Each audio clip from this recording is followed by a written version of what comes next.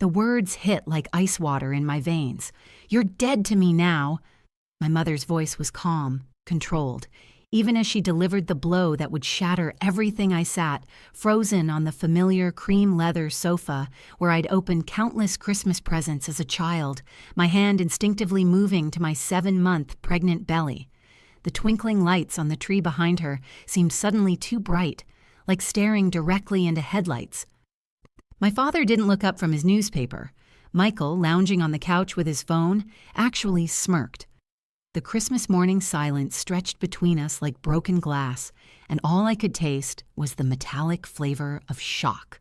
"Out of the will, too," she added, arranging imaginary lint on her perfectly pressed holiday dress. "I want nothing to do with you or that baby." For exactly 3 seconds, I sat there processing that my mother had just disowned me for being pregnant. Then my training as a nurse kicked in. The same steady calm that had gotten me through medical emergencies and difficult patients. I reached into my purse, pulled out the carefully wrapped Christmas present I'd spent weeks preparing, and placed it gently on the coffee table. "Merry Christmas, Mom," I said quietly, then stood and walked out of that house forever. My name is Rebecca. I'm 28 years old and a registered nurse. This is the story of how I gave my toxic family exactly what they deserved. Growing up as the daughter of old Portland money comes with unwritten rules. My grandfather built a lumber empire in the 1950s, and my mother, Patricia, has spent her entire life acting like that makes us royalty country club memberships, charity luncheons where wealthy women picket salads and judge everyone beneath their station. Very specific ideas about who people like us should marry. In her world, I should have found a doctor or lawyer by now, someone she could brag about at bridge club. Instead, I fell in love with David Martinez, a tattoo artist with long, dark hair who rode a Harley and came from a working-class Mexican-American family. The first time she met him, I watched her mentally calculate his inadequacy like she was balancing a checkbook. What made the rejection even more twisted was my brother Michael's situation. At 25, he still lived in our parents' basement, supposedly finding himself between his brief stints at various jobs. Yet somehow he felt entitled to lecture me about David's lack of direction, while Mom paid his rent and car insurance. But I didn't know about that financial arrangement yet. That revelation would come later, and when it did, it would expose the stunning hypocrisy at the heart of my mother's righteous judgment. The breaking point came on Christmas morning. David and I had been married for 6 months, a beautiful ceremony his warm family had embraced, while my parents sat stone-faced through every moment. When I discovered I was pregnant, I naively believed that becoming grandparents would soften their attitude. I actually thought their first grandchild would matter more than their prejudices. I drove to their house that morning carrying more than just Christmas presents.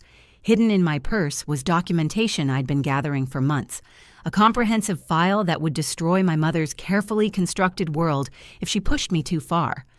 Walking into that perfectly decorated living room, I felt the familiar tension that had become our family's default setting.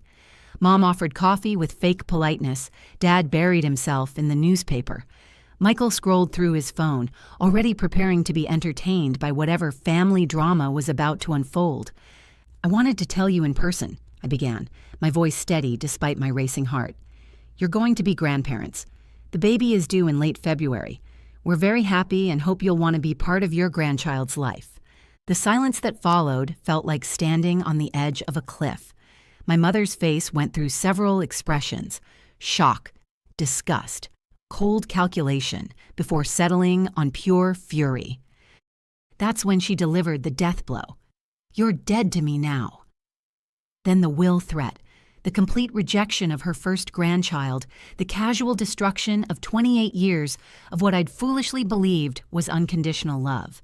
What my mother didn't know was that the Christmas present I left behind contained a USB drive with months of carefully documented evidence, financial records showing irregular withdrawals from family accounts, medical records documenting my stress-related health issues that started precisely when I began dating David's screenshots of text messages and emails showing her pattern of manipulation and emotional abuse.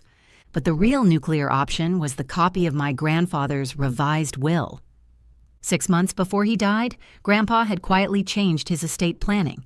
He'd watched my mother's treatment of me with growing disgust, and in his final will, he left the bulk of his personal fortune directly to me, explicitly bypassing my mother. This was separate from the business holdings my parents controlled. She'd never known because the lawyer had kept that portion confidential per Grandpa's instructions. It would only be revealed if certain conditions were met. One of those conditions was my mother attempting to disinherit me. Along with the financial bombshell, I'd included a handwritten letter explaining everything: how her rejection had affected my health during pregnancy, how I'd tried to build bridges while she burned them, how I was done begging for love from someone who made approval conditional on compliance, and how, as of Christmas morning, she was permanently blocked from my life. 3 days later, my mother's lawyer called. She'd opened the present.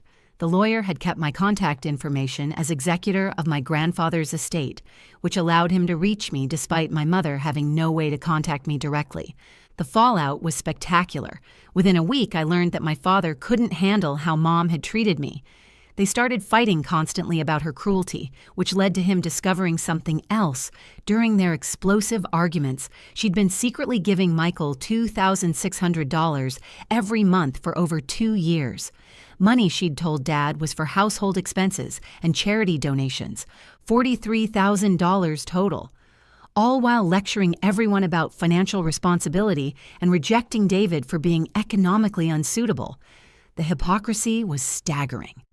8 months after Lily was born, Michael showed up at our house, looking terrible. Thinner, unshaven, wearing clothes that looked slept in. He'd managed to find our address through a mutual friend from high school who'd seen my social media posts about the baby. But when he saw my daughter, his expression transformed to pure wonder, followed immediately by what looked like grief. "She's beautiful," he whispered. "She looks just like you did as a baby." "Mom and Dad are getting divorced," he told me, "and she's been stalking you. She hired a private investigator to get photos of you and Lily. She has a whole scrapbook." He'd learned these details because he was still living in the house during their explosive fights, overhearing everything as their marriage disintegrated. I got a restraining order the next day, but Michael surprised me by actually changing, getting his own apartment, finding steady work, proving he could be the uncle Lily deserved without sharing information back to our mother. Exactly 1 year after that devastating Christmas morning, David and I renewed our vows on Lily's first birthday.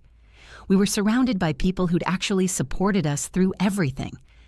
As we promised to keep choosing each other every day, I looked at our small but genuine gathering and felt complete. My grandfather's inheritance gave us options we'd never imagined. David opened the custom tattoo studio he'd dreamed of.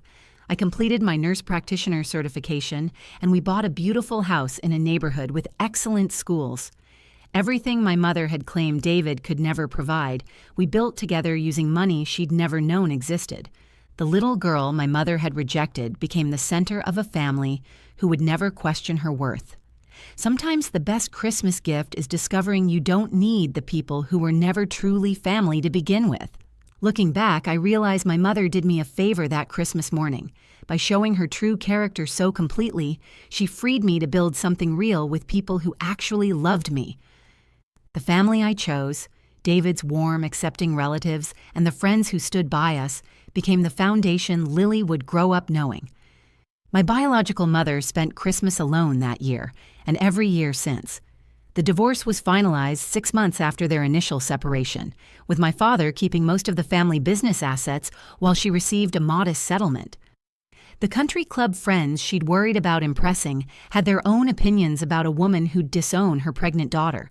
The charity boards she'd served on quietly asked her to step down after word spread about the family scandal, information I learned through the same social circles that had once intimidated me. Pride costs more than she'd ever calculated. If this story resonated with you, share your thoughts in the comments below. Have you ever had to choose yourself over toxic family members? Sometimes the people who should love us unconditionally are the ones who hurt us most. But we don't have to accept that treatment forever. Hit that like button if you believe in setting boundaries, even when it's painful. Subscribe for more stories about finding strength when family fails you.